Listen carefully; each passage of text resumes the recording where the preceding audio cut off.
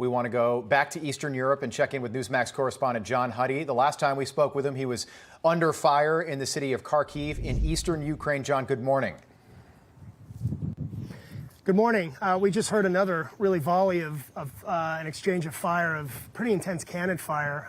As I said earlier, we're about 2 miles, even less than that, from the front lines, from Ukrainian forces, and some of the incoming fire hit so close that we were able to just kind of basically around the building here, we were able to see the smoke. I mean, it's so close you could smell it.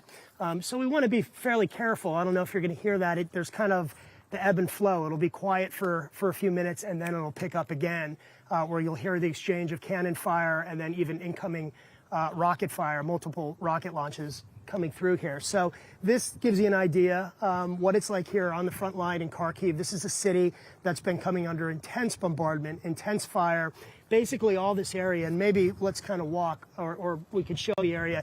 All this area has been evacuated, obviously, because it's so close to the front lines. But believe it or not, there's actually some people that have refused to go. They're staying here, as one woman said, no, I'm not scared. I'm going to stay here, and I'm taking care of the people. I'm the manager of the complex.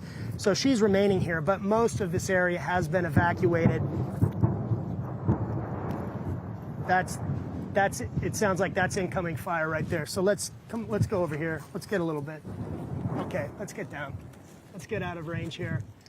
So it's been very intense here in Kharkiv also. And I'm just kind of listening because I may want to get over here where there's a stairwell and it's a little bit more secure. But intense bombardment in Kharkiv also as the battle for Donbass continues.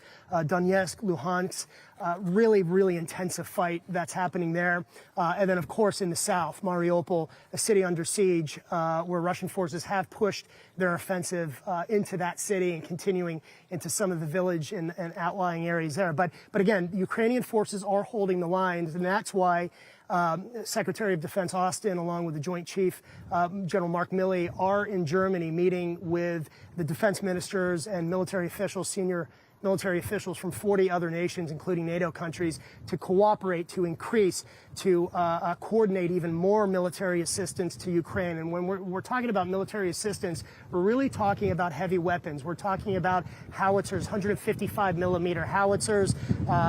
We know that 76 are expected to be here in the coming weeks, a total of 7,600 had about maybe 25 minutes ago. So this is an area that's coming under not only cannon fire, artillery fire, but bombing, aerial bombing as well.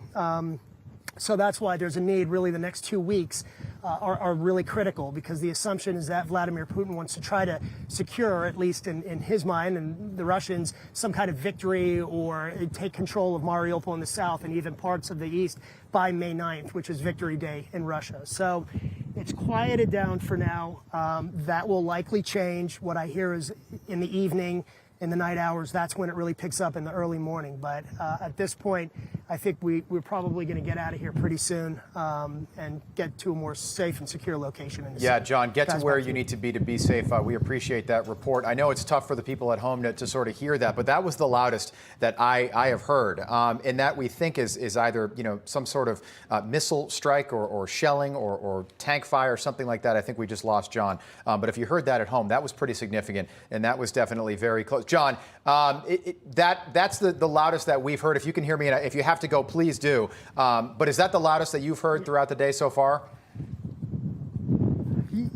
Yeah, it is. I mean, it's really over the last hour. The last time I spoke with you guys, it was pretty quiet. And then after we wrapped up, about 5 minutes later, there was a line. We're about 1.5 miles, 2 miles from the Ukrainian forces. And then after that, another 5 miles, 7 miles to the Russian line. To the Russian army. All right, that is John Huddy reporting live in Kharkiv, Ukraine for us this morning. John, stay safe. We appreciate it. Thank you. Hey, I'm Rob Finnerty. Thanks for watching. If you enjoyed this video, please join the conversation in the comments below. Don't forget to subscribe, too. Hit the bell icon to be alerted to breaking news. And remember, there's a whole lot more on Newsmax TV, America's fastest growing cable news network. Newsmax TV, we're real news for real people.